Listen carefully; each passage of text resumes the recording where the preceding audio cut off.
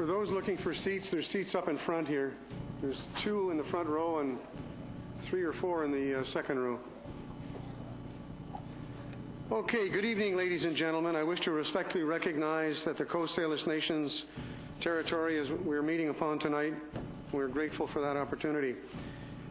Before I start the public hearing, I want to point out to you that there is consideration of a zoning and development bylaw amendment of 155 Despard. There are a total of 5, so I'll be calling upon the corporate officer to introduce all 5. When you come to speak, you don't have to necessarily speak to the specific ones, but you can speak to the bylaws or a bylaw in general. So on that note, I'm going to call the public hearing for Wednesday, September 6, 2017 to order. And first, I'm going to ask the corporate officer to introduce public hearing process and the first item on the agenda, Bylaw 201709061730wv300en. Mrs. Kaler, if you would, please. Thank you, Mr. Mayor. The Local Government Act requires that a public hearing be held before a council adopts an amendment to the zoning bylaw or official community plan bylaw. Copies of the Director of Community Planning's reports and related information respecting the subject amendment bylaws have been available for public examination at the offices of the Planning Department, in Parksville Civic and Technology Centre, and on the city's website. At this public hearing, all persons who deem their interest in property affected by a proposed bylaw shall be afforded an opportunity to be heard on matters contained within the bylaw. Anyone wishing to be heard on a specific bylaw amendment must come to the microphone at the appropriate time and clearly give their name and civic address. The Council members request that speakers restrict discussion to the application on hand, which is the proposed use of the land. Members of Council may ask questions of persons after they have made their presentation. However, the function of Council members this evening is to listen to the presentations and not engage in debate. Whether you are for or against any particular bylaw during the course of a public hearing, Council respectfully requests that you not display outbursts as a courtesy to all present this evening. No presentations or submissions will be received by Council on any application after the motion for termination of the public hearing for that application has been adopted. And lastly, when the public hearing item has been terminated, Council requests those persons wishing to leave the Council chambers would do so in a quiet and orderly manner in order that the public hearing may continue with the next item on the agenda. This evening there are 5 items on the agenda which will be considered in sequence. These are Zoning and Development Amendment Bylaw number 200105, 106, 107, 108, and 109. In general terms, the proposed amendments will be are to change the zoning on portions of the properties located at 151 Despard Avenue West and 292 Stanford Avenue West. As of 4 p.m. on September 6th, 2017, 2 pieces of correspondence have been received in response to the applications. Lindsay Orr of 125 Moss Avenue expresses strong opposition to the proposed development due to concerns with respect to noise, crowds, traffic, negative impacts on property values, and construction impacts on her enjoyment of her family residence. Donna Weatherby expresses concerns about loss of livable environment, wildlife habitat, green space and shade, global warming, lack of sufficient water for current owners, medical care shortages, density of small lots, traffic noise, congestion and speed, and a loss of personal safety and privacy on her own property. Thank you, Ms. Kaler. Okay, ladies and gentlemen, on bylaw 200105, I would invite anyone who would like to speak to come forward to the microphone, give their name and civic address for the record.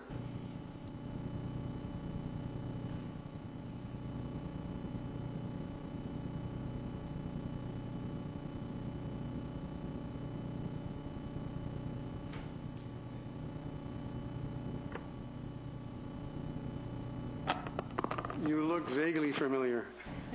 Thank you, Your Worship, members of council, staff. My name is Chris Berger. My wife and I own a rental residence at 128 Moss Avenue. So we actually touched the subject property just ever so briefly at the very bottom edge. And I'm here actually hoping to get a quick clarification, if you wouldn't mind, Your Worship, from staff, just with respect to the landscape concept that's part of this initial hearing, and I'm just wondering if that is the current and up-to-date proposal. Mr. Russell? If Your Mayor Worship, none of those plans are finalized. There's two separate application processes that any kind of layout or landscaping has to go through. There's a separate development permit application as well as a separate subdivision application. So really they're completely conceptual drawings, and the application this evening is strictly the change in the land use. Okay, very good. So thank you for that. With that in mind, then, as far as the overall application, if indeed we are talking about preserving the green space and linear trail, which is close to my rental property there, then we would be, and that would be my wife and I, in support of the overall application. We see that as important. I'm currently renting to a grandmother, daughter, and granddaughter at our home there, and I could foresee in the future a need to go and travel to have visits and things at the new lots and houses, and I would not want that person to have to walk up McKillop, which looks like it's going to get some additional traffic as a result of this proposal. So I'd very much like to see that green space stay and something worked out reasonably so that there's that access there. If you think of the original subject property, just by virtue of its shape, you can see that that was always anticipated as part of that neighborhood. So with that, that would be our submission. Thank you. Okay, we're dealing with, anyone else for the first time?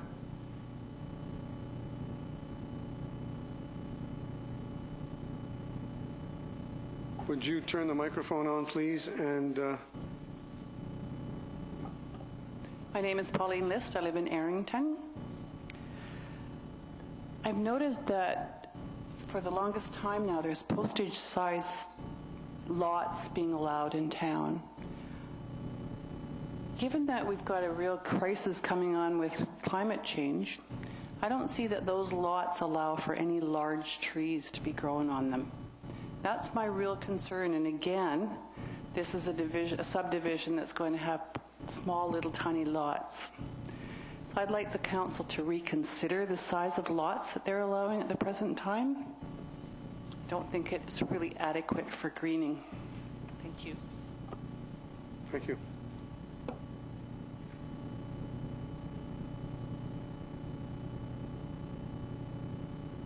Good evening. Good evening, Your Worship, councillors, and ladies and gentlemen. I do not live... Name and address, Oh, sorry. please. My name is Elizabeth Solomon de Friedberg. I live at 610 Forsyth. I don't live near the subject property, so I don't know if that disqualifies me for making comments. So if it does, I will leave. But can I make some comments? Okay. So... I've lived in Parksville 13 months. Being a relative newcomer to the community, my knowledge of how things are done and decisions made at the municipal level is somewhat limited. One area that I'm interested in is how a community grows. And given the major issues before all of us, such as climate change, the management of water, the ever-widening gap between the rich and the poor, to name a few, decisions about development and growth have never been more critical than they are now. I'm not opposed to development, which the proposed rezoning of a green undeveloped area will make possible. However, I ask myself whether the proposed rezoning and future land use made possible by this rezoning has been given the proper scrutiny in light of the major issues facing us today. How was this decision made for this piece of property? In the development of these rezoning amendments, was the water usage by the residents that will live and conduct business there considered at all, as well as the impact of the additional water usage on overall supply, which we know is not sufficient in years of drought. The years of drought are predicted to come more often because of climate change. The loss of green space from this rezoning is also a concern. At the western end of Forsyth Avenue, cross street is Wren Street, there is a new subdivision being built. In preparation for this construction, the developer was allowed to cut down every tree every bush and plant to create one large dust bowl. Given that houses now are built on tiny lots, planting native trees is out of the question. From what I've seen on my daily walks around Parksville, the amount of green space required in new developments and not so new developments is laughable. Research shows that people are happier and urban areas healthier where there is a good amount of green space. While Parksville has certainly one large park with vegetation on it, in one part of the city, the rest of the city is slowly losing green areas as development encroaches here. Green spaces are very important to creating and having a livable city. And by green spaces, I mean more than a few trees or a bush or two on a narrow strip of land that has yet to be paved. Secondly, reducing green spaces and native vegetation and adding more pavement and buildings has a negative impact on the water supply and water quality. The proposed amendment bylaws, if passed as outlined, will have other impacts, some good and some negative. The city is being transformed as it fills in all the empty lots, empty of buildings but not of trees and other vegetation. The question before council and in the final analysis by the residents was whether overall the proposed land use was a good decision or a bad decision. Thank you for your time. Thank you. I'm going to move on for the second time to invite anyone who would like to come forward.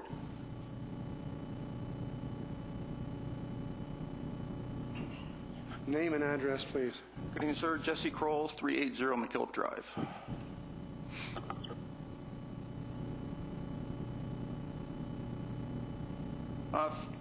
First, I'd just like to, we submitted a petition. We canvassed our residents on McKillop Drive a couple months ago, submitted it to the council as well as the developer, showing our disinterest in the access off McKillop Drive, and I understand that's a completely different process. I'm here on behalf of the McKillop Drive residents. I'd just like to say we're in support overall of the development. It's basically we got to have to find a balance between development, green space, and basically the OCP comes into play and everything like that. So we need to, and that's ultimately up to, that's why we vote you guys in, and that's a decision for you guys to make. But we want to express our support for the overall project. We think that it will bring that development area up, because I do understand there's like homeless camps and other things, property crime in the area in relation to that whole aspect as well. So just supporting the project in general, with the caveat that that green space that runs to Moss into the property from in between McKillop and Bass stays a green space for limited use and stuff like that, and have some trees in the area. I'd also like to ask the status of the application in general, I guess. How is it? Do you guys just vote on this, the rezoning and the land use, and then the developer comes in once they yay or nay it with a proposed?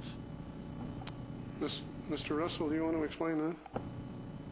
If I may, Your Worship, there's a number of application processes the developer will have to go through ultimately to develop the property.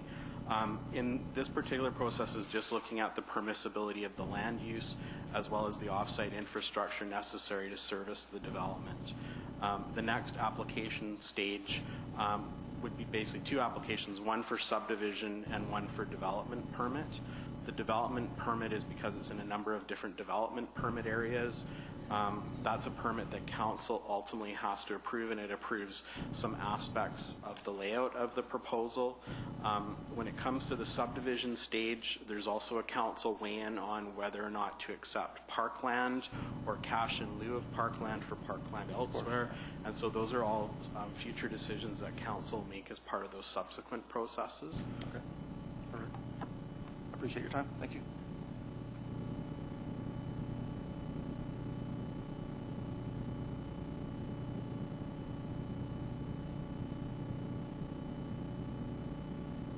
Name and address, please. My name is Andrew Milne. I currently reside at 125 Moss Ave. I'm much like with a couple of the other gentlemen here that live on McKillop. I have a concern regarding that oddly shaped piece of land on Moss Ave, but is actually the different parcel than compared to what the one is on Despard. I purchased the house roughly 3-4 months ago, and my realtor said that that's most likely a green space that was given back to the city when the area was developed back in the 70s. And so when I went to the city to get plans for my house because I was looking to expand and stuff, I inquired about that chunk of land, and there was no information on it. And I asked if it was a city, like if it belonged to the city or if somebody owned it. And then the lady that I was talking with at the planning department said there's nothing on it.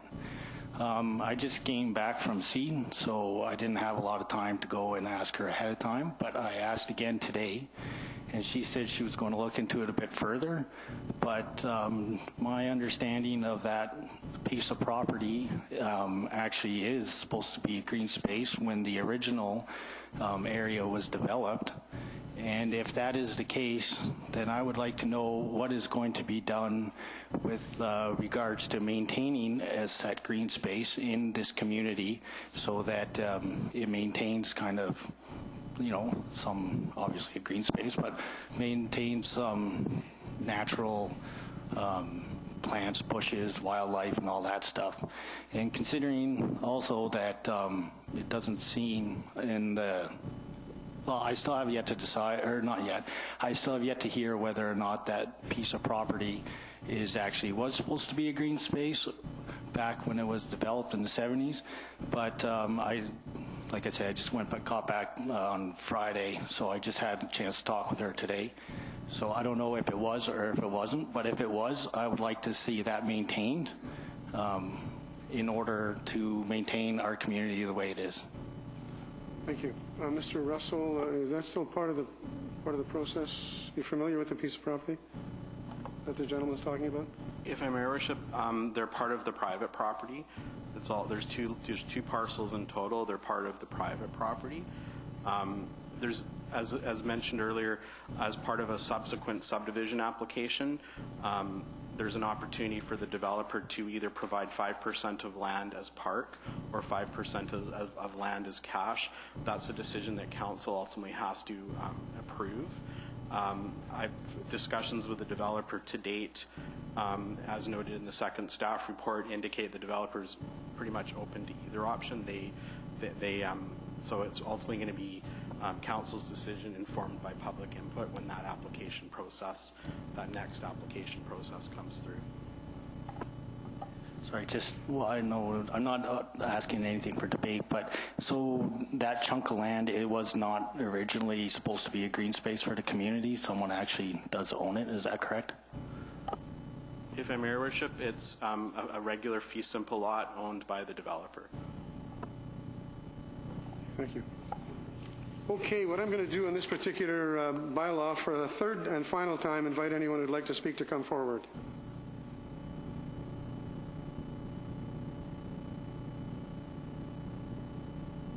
So stand by. You'll be next. Your name and address, please. Henry Solomon de Friedberg, 610 Forsyth.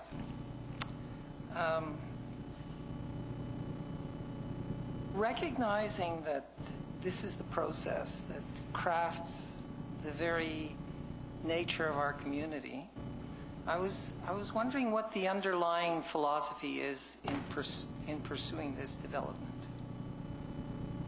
Are the reasons for growth, for job creation, or increasing tax base, or these are the things that come to mind.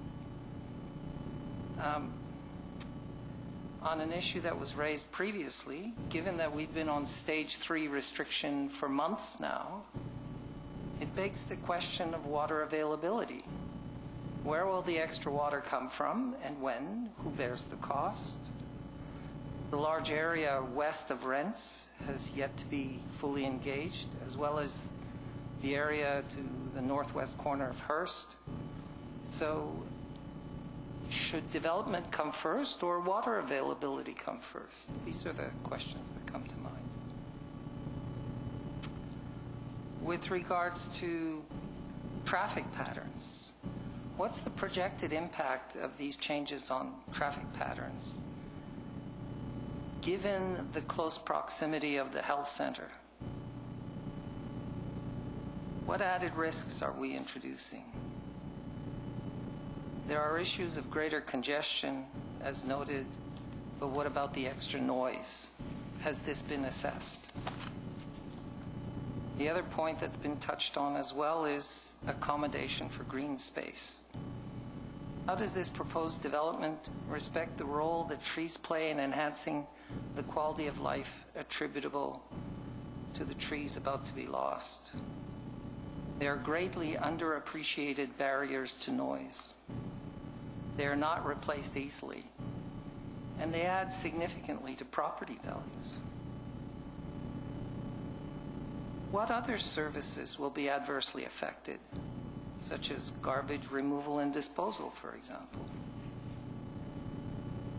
And lastly, are we missing an opportunity? Do we have rules in place to help Parksville become the solar energy capital of BC?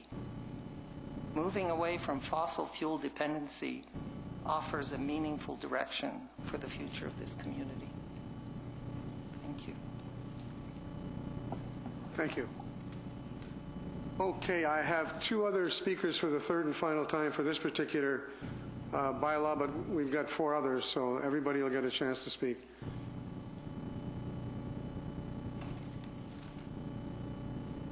Elaine Lefebvre, 284 Chestnut Street. That's a familiar name. Yes, I think so. I've written a few emails to council over this and similar issues. So the issue here is we're losing too much of our urban forest to development. One of the great things I liked about Parksville when I moved here from Edmonton, Alberta a few years ago was that there was an urban forest, and it's very attractive.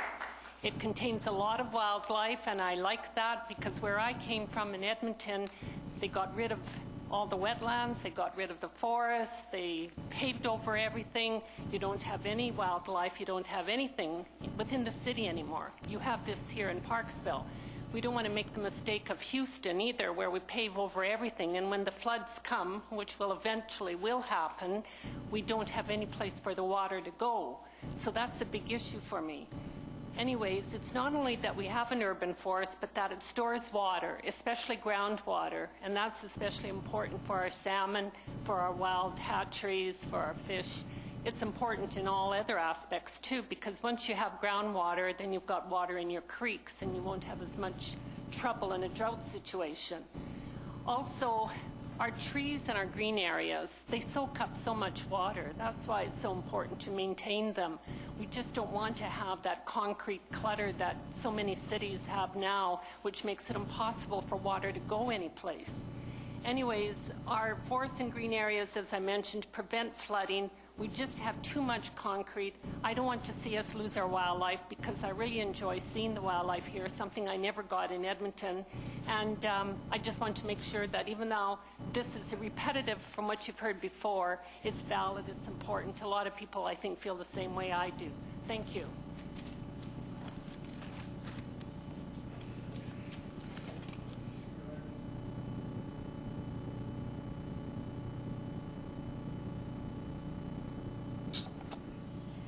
My name's Jacqueline Pasco, and I live at 396 Bass Avenue. So our property has two lines that go on this new development, and my concern is we were told at the initial meeting with the developer that it would be larger size lots along all of the existing properties, and now it says it's small lot residential. So I'm just wondering about that. Mr. Russell, that's the developer who's decided they want to build small lots. That's part of the process of what we have to approve. The zoning itself is small lot residential. My understanding is the developer is going to make some of those lots adjacent, they're larger, but there's no specific restriction in place to do so. would it be possible to make that bordering property have to be larger lots, like they said? Is that another zoning possibility? Mr. Russell, I think that's part and parcel of the developer's responsibility. That would be the developer's responsibility to address that. The developer would need to address that solution. Okay. Well, I'd just like to say then that that's what we would like, since that's what we were told. And my other thing that's been issued many times is green space and trees. Just specifically that I know along that back line of our properties, there are a bunch of mature trees that are really close to our property lines. And given those are supposed to be larger properties, I don't see why they would necessarily have to come down. We've been told that they want to plant trees to grow with the neighborhood, but those trees are part of our neighborhood that is already established. And I feel that there's no need to take them out when the development doesn't have to go there. They don't need to dig up there. There's still room for houses, most likely. Thank you. Thank you. Thank you for coming. Okay, Council, I need a motion to terminate public hearing for the Zoning and Development Amendment Bylaw 2017, number 200105. We've got 4 more to go. Moved by Councillor Powell, seconded by Councillor Beal. All those in favor? Thank you. Okay, Mrs. Kaler, I'd ask you to introduce the second item on the agenda, which is Bylaw 200106, related to the overall project. Thank you, Mr. Mayor. So Zoning and Development Amendment Bylaw 2017, number 2000-106. In general terms, the purpose of this proposed amendment is to change the zoning from single-family residential RS1 to medium-density residential RS2 in order to facilitate a patio home residential development on a portion of the property at 151 Despard and 292 Stanford Avenue West. I'm going to invite anyone who would like to speak to this particular bylaw or any aspects of the other bylaws to come forward to the microphone and give their name and civic address for the record.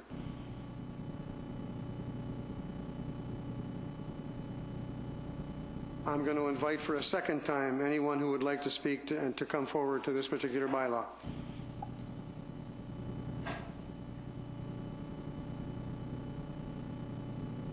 Your name and address, please, sir. Good evening, Mayor and Council. Mr. Leo Boone, 379 McKillop Drive.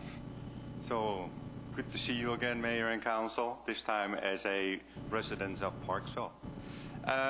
This was a great surprise to find this beautiful development coming up right behind our backyard.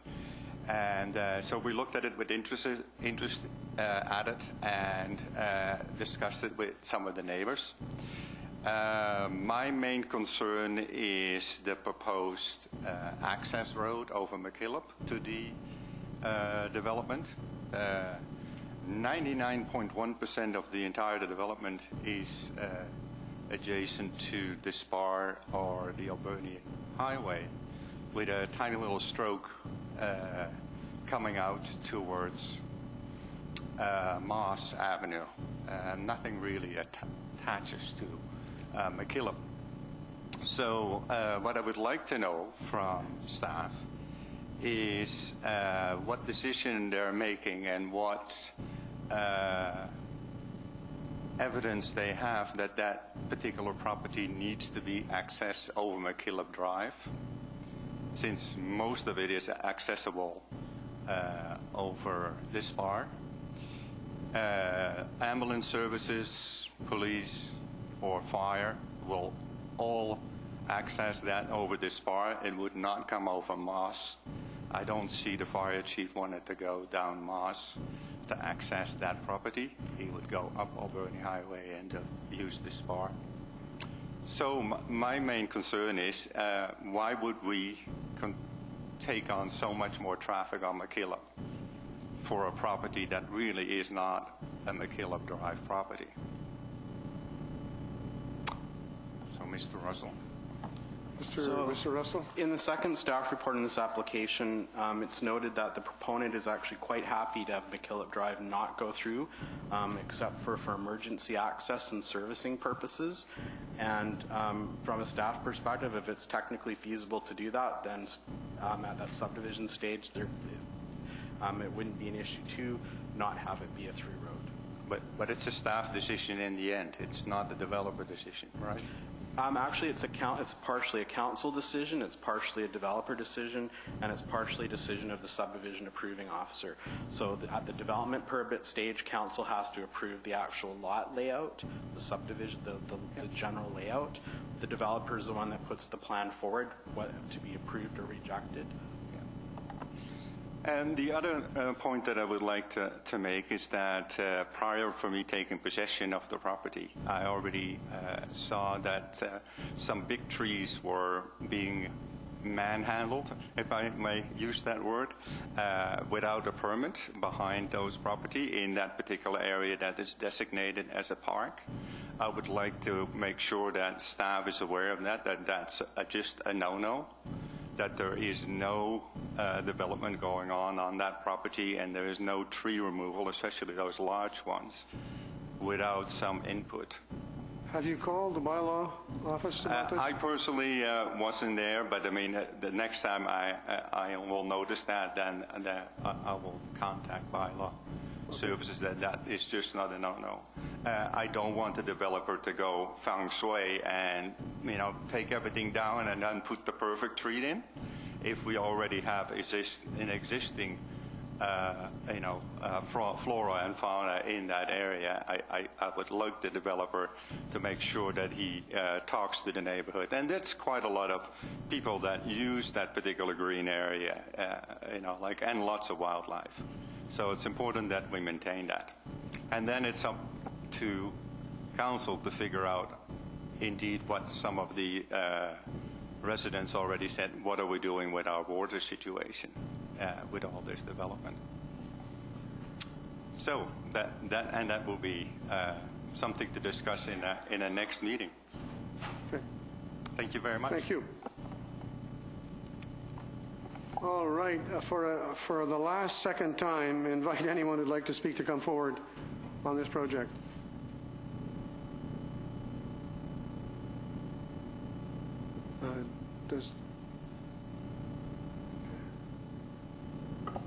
Hello, Andrew Milne again. I live at 125 Moss Ave. Just with regards to the bylaw amendment 2017, number 2000.106, I was just wondering if the access to this property is going to be off Stanford/Moss Ave, and if so, whether or not they were going to reassess that intersection between the Albernia Highway and Stanford. Mr. Russell. If I may, Worship, none of those particular things have been finalized. At this point, really what's under consideration is the change in land use. They're showing that as a concept of what they're contemplating, but the actual approval of those, that's part of subsequent applications where they'll be vetted if they're technically feasible or not, ultimately. So if it needs to be addressed later, there will be another council meeting? If I may, Worship, there would not be a council meeting for that specific stage of application. That would be part of the subdivision application. Thank you very much. Okay, for this particular item, for a third and final time, I'd like to invite anyone who would like to speak to come forward. All right, I'm going to ask for a motion from council to terminate the public hearing for zoning and development amendment bylaw 2017, number 200106. Moved by Councillor Powell, seconded by Councillor Burden. All those in favor? Thank you. That is carried. So we're moving on. I'm going to ask the corporate officer to introduce the third item on the agenda, bylaw 2000-107. Mrs. Kaler, if you would, please. Thank you, Mr. Mayor. Zoning and Development Amendment Bylaw 2017, number 2000-107, proposes to change the zoning from single-family residential RS1 to high-density residential RS3 in order to facilitate an apartment residential development on portions of the properties at 151 Despard Avenue West and 292 Stanford Avenue West. So once again, I'd like to invite anyone who would like to speak to come forward to the microphone and give their name and civic address on this particular item.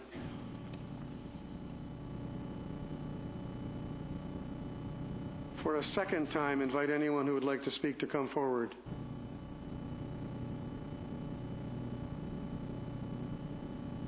For a third and final time, invite anyone who would like to speak to come forward on this particular item.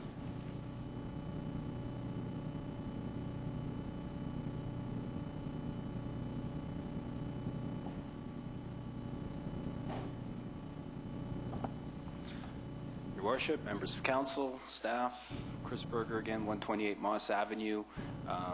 Speaking, and this will make your planners very happy, actually speaking to the land use question here. We do like to see that type of density. I think that is something that's lacking in the city.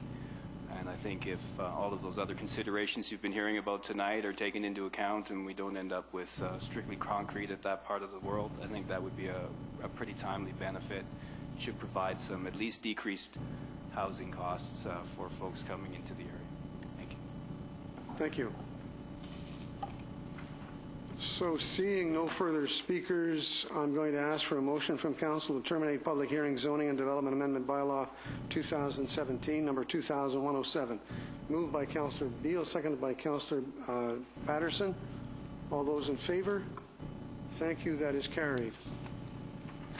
So once again, I'm going to ask the corporate officer to introduce the fourth item on the agenda, bylaw 201709061730wv300en.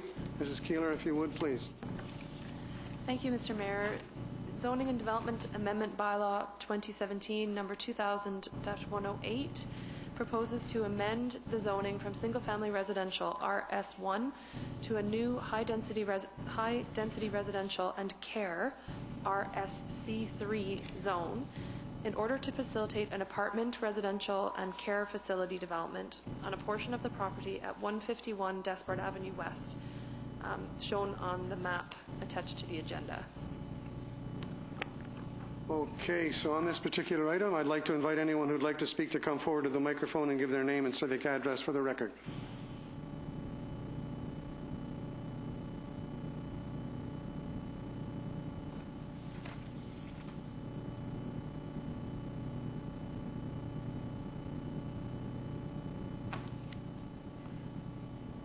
Want to turn the microphone on, please? Your name and address. Thank you. My name is Robert McGibbon. I live at 372 Bass Avenue. Lived in the neighborhood for 15 years now. Have benefited greatly from that green space behind our property, and have been of the understanding that there was going to be development back there, and was hopeful, raising my children, that it would take some time to happen, and that has. However, part of that too was the understanding that it was going to be there was park considerations on that piece of property in terms of accessible green space for the community. My concern, I guess, with the zoning changes that are being proposed is that as we move forward, sometimes these projects stall and developers walk away. And then once the zoning changes have been made, the project comes back, and based on those zoning changes that have happened, we start to see development that isn't coordinated.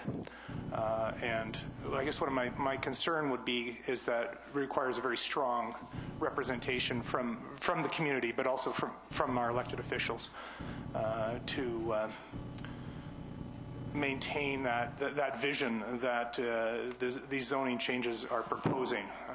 I would strongly agree that green space needs to remain in that community. It does buffer the sound of the highway. It provides habitat for wildlife, and it also makes the neighborhood an enjoyable place to live. So that's really my comments at this time.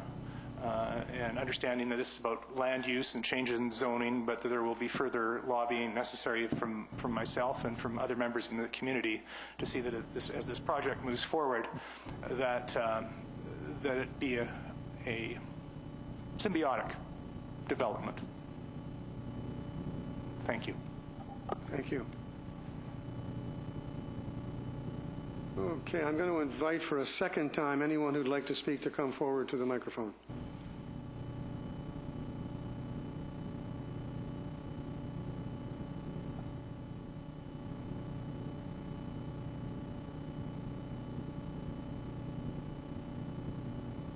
Is that right? Thank you for having me. My beautiful wife came up earlier, and so hopefully I can match hers. David Pasco, 396 Bass. We moved here about a year and a half ago from Langley, and Langley was a lot of farmland and a lot of green space, and Langley became horrible. There's trees, let's bulldoze and grow, and then try to figure out the rest of the details later on. And Langley, probably about 12 years later, is still trying to manipulate land space now to fit development instead of working with development to make things happen hand in hand. So a couple of questions. One is just, this is kind of my secondary question, I guess, is what really is the plan for Parksville? It's starting to feel a little bit more like the mainland coming over here where there's land, let's bulldoze and build. So there's a lot of questions that have been raised, and it really does start feeling like we're back on the mainland, and the quaintness of Parksville is being lost to some degree. And I do understand the balance between development and growth. I guess to also just to say, and I'm not speaking anything that you don't know already, but a great sensitivity to the quaintness of the island versus the mainland to protect what we have. And then secondly, more specific to this development, is there a height requirement or limit that can be put on these towers or these buildings that come in where they're not 30 stories or 20 stories or whatever?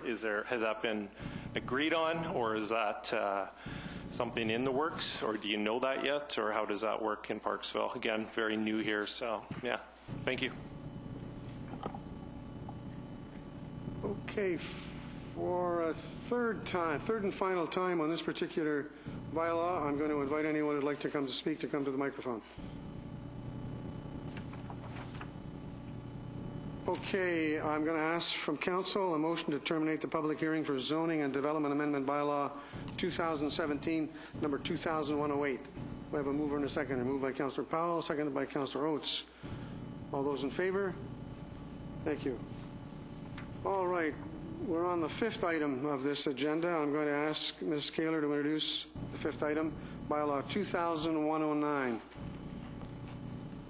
Thank you, Mr. Mayor. Zoning and Development Amendment Bylaw 2017 number 2000-109 proposes to amend the city's zoning bylaw from single-family residential RS1 to neighborhood commercial NC1 to facilitate a neighborhood retail center on a portion of the property located at 151 Despard Avenue West. So for the first time on this particular last item, and inviting anyone who'd like to speak to come forward and to the microphone and give your name and address, civic address.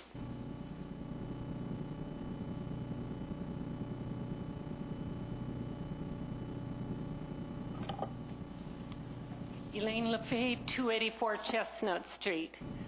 Regarding this change to a commercial space, I'm a bit concerned about that. I'm thinking they might put in a service station and a few other retail stores there. What concerns me especially is right across the street from that, on the other side of the Port Alberni Highway, they're going to be putting in the new quality food store, I presume, in the next little while, because that was the purpose of that area, according to a vote that was held here about 3 years ago. That seems to me that there's going to be an awful lot of traffic in that particular corner, and it's going to be, I think, a bit overwhelming to have a retail store on one side, possibly a service station, maybe a liquor store, and then on the other side you're going to have the quality food store along with the retail space there that is possibly going to be keeping things very busy, despite the fact that the entrance to the quality food retail shopping center there may be off of Molière. But even then, I think the traffic in that area will be a bit too much when you consider that the Port Alberni Highway is such a busy area. I would prefer not to see any retail store in that area that has been proposed here in this 109. proposal. I'm not keen on that at all. Of course, I'd prefer to keep the whole thing, all this area, green space, but if that cannot completely happen, I just would prefer to avoid having service station, liquor store, et cetera, across from the new quality food store. Thank you. Thank you. Okay, for a second time, I'd like to invite anyone who'd like to speak to come forward.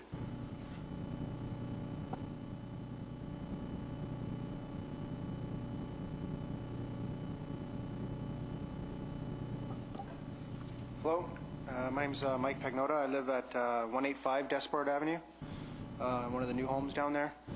And I just moved here back in April with my wife and young children, and joined the new home and everything, and we're from the Lower Mainland. Concern is the speed on Despard Avenue. There's a postage of 50 kilometers an hour. Now with the new commercial and proposed and new development of residential homes, sidewalks, etc., getting to where the Alberni Highway is. There's no, where the green space is, there's obviously no sidewalks there. My concern is the speed limit there. If that's going to be residential, is that going to be lowered possibly? That's a main artery also to the Alberni Highway from, I guess, through Despard and Corfield. That's one of the arteries. I understand that, but with young kids around and more young families coming in, can we look at that as an option, maybe lowering that speed limit down? Thank you. Thank you.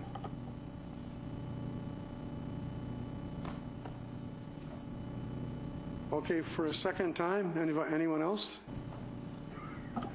Name and address again, I'm sorry. Yeah. Jesse Kroll, 380 McKillop Drive. I just want to voice my support for the commercial aspect of the property development.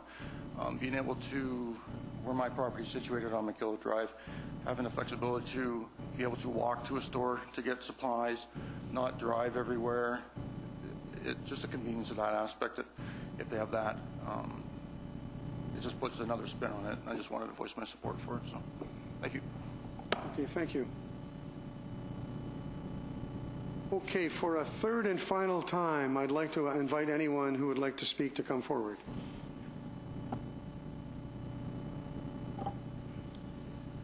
Pauline List. I live at 1141 Ruffles Road in Arrington. I understand the complexity of decision-making for this kind of a development and probably all the developments that come before you. The thing to remember is that our job is to remind council and staff that you are working for the people of Parksville. And although I don't live here, I come into this city. I love Parksville. It's got some great things going for it. But to imagine the kind of density that is being proposed on this particular piece of property, I find absolutely mind-boggling. It's beyond comprehension, really. I'm surprised that the city hasn't already addressed a population growth curbing. We can't go on and on and on and on having people move here because there's a lot of problems with water. There's a lot of problems with every kind of amenity that's required to service people. It's hard to imagine that we're going to have hundreds of thousands of people living in a little tiny place like Parksville, but that's what you're heading for. I don't understand that. There's nothing wrong with setting limits on what a town looks like. We hear people talking about the need for green spaces. It's important. Every time I look around in town now, there's another tree gone. You can sort of look over the top of everything and never see anything green now. Is that important to anybody? It's important for us to be able to breathe the air. It's important for water, retention of water. We already have an RDN that's expanding and allowing development all over everywhere, all about high density. as though, you know, we have to have all people living close together and snuggled up with one another, or else we can't have people living here. I just think you really have to reconsider. It's incredibly dense. I can't imagine. This is supposed to be single-family housing, and we're going to turn it into apartments, retail, little postage stamp-sized properties, a care facility, an apartment block. I hope you turn it down. Okay, thank you. For a third and final time, I'd like to invite anyone who would wish to speak to come to the microphone and give your name and address. Henry Solomon de Friedberg, 610 Forsyth. I was struck by one of the things that an earlier speaker said, and I think when people put forth these questions a tiny slice at a time, it's so easy to lose sight of the big picture. And I can tell you that I actually lived in a place where there were no trees, where the only shade you got was from buildings. You had paving, you had concrete. It was insufferably hot, actually. And the nature of the city is changing, and it's something that is incumbent upon the leaders to understand that the change is one in a direction they favor. Thank you. Thank you. Okay, for a third and final time, anyone wishing to speak?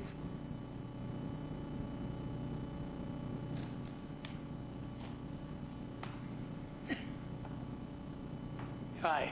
All right, your name and address, please. My name's Gary Shepard. I live at 388 McKillop.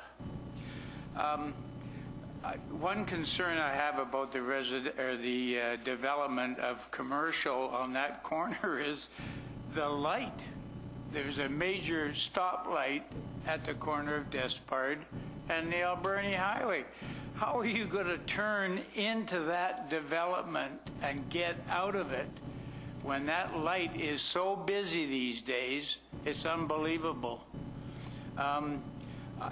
One of my other concerns is the McKillop. Now, the gentleman said that there's been nothing put forward, and we have signed a petition that asking that McKillop become a roundabout or same as Bass.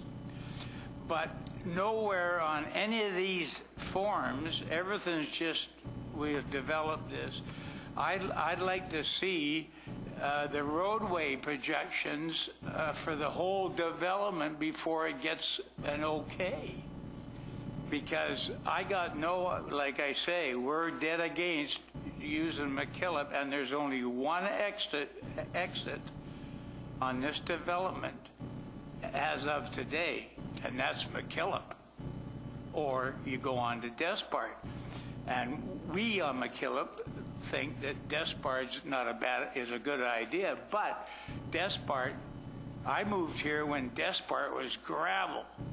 Now they hard paved it, not hard, they coated it over, half of it. But since then, and they stopped the left turn at the corner of Stanford and Moss. We used to go up that way and be able to make a left turn onto the Alberni Highway. They put a stop to that because the gravel trucks and the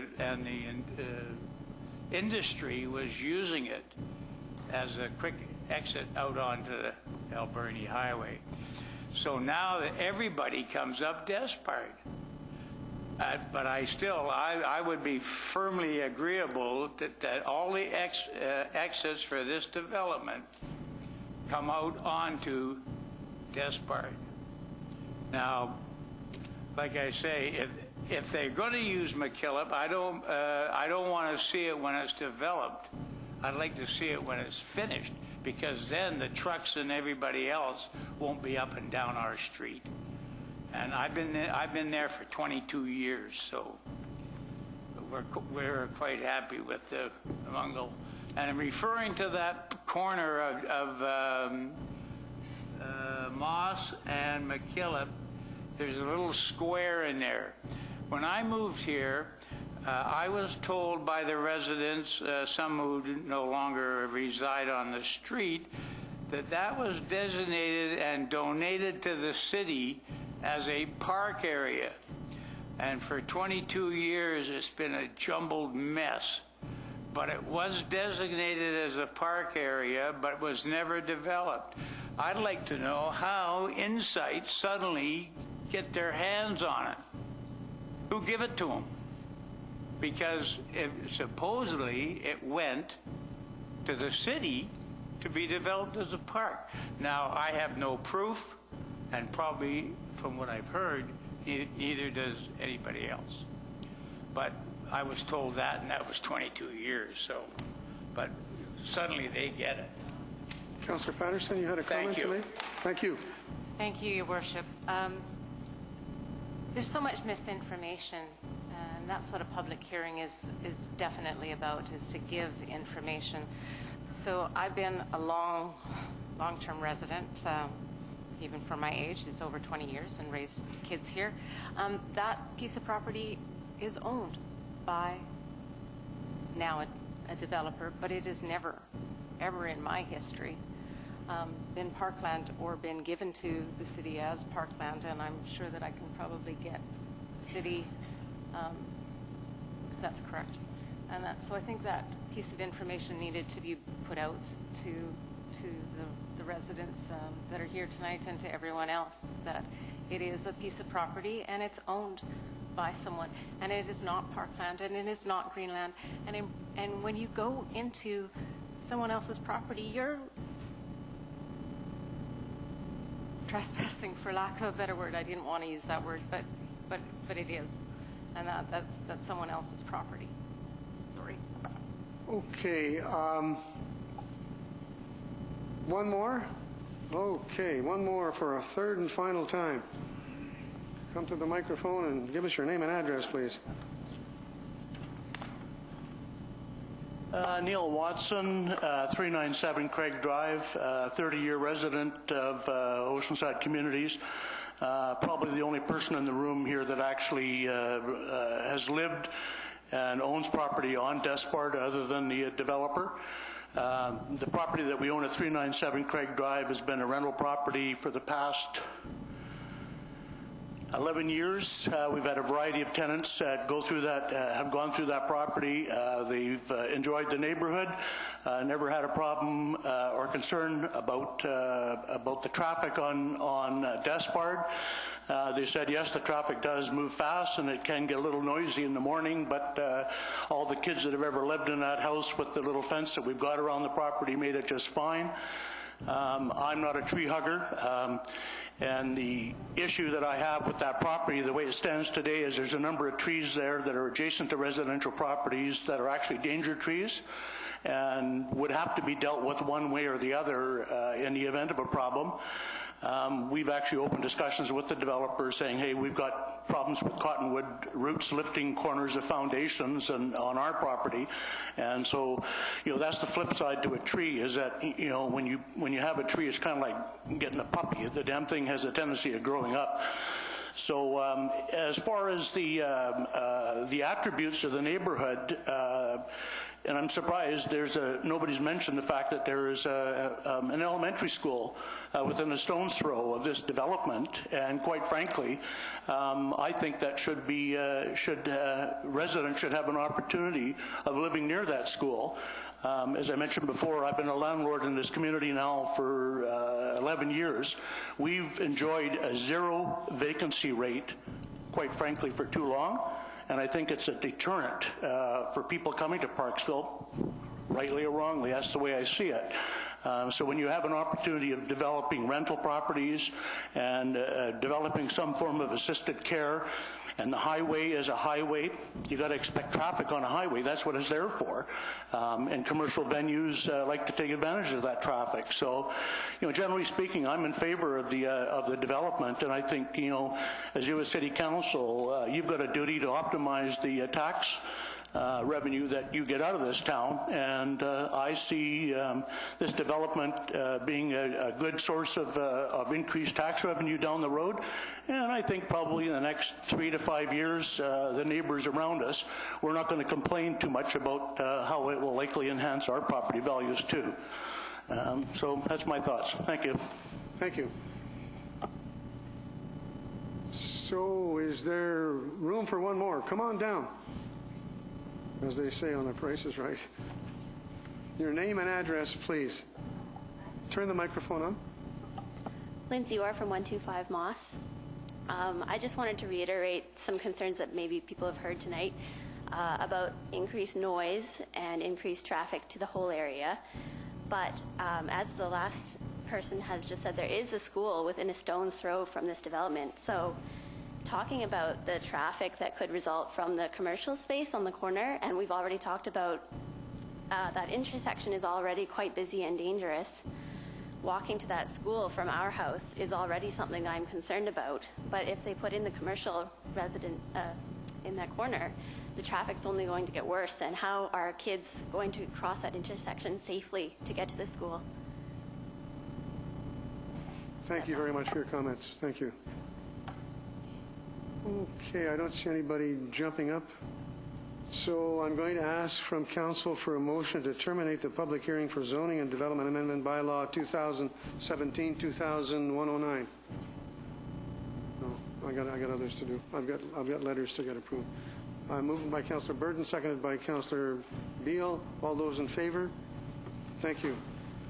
The next item I need from council is a motion to receive the 2 pieces of correspondence received regarding his applications, one from Lindsay Orr and Donna Weatherby. I have a mover and a seconder. Moved by Councillor Burton, seconded by Councillor Oates. All those in favor? Thank you. Those are received. So I want to advise the public that once the public hearing is adjourned, council cannot entertain further submissions or correspondence from the public on the proposed bylaws. And I wanted to thank you very much, everybody, for coming tonight. We appreciate all your comments. And once again, thank you very, very much for coming and giving us your comments. So at the conclusion of this public hearing, I need a mover and a seconder to adjourn the public hearing. Moved by Councillor Beale, seconded by Councillor Burton. All those in favor? This public hearing is adjourned. Do we want to take a 5-minute break? Yes, please. We're going to take a 5-minute break before beginning the council meeting.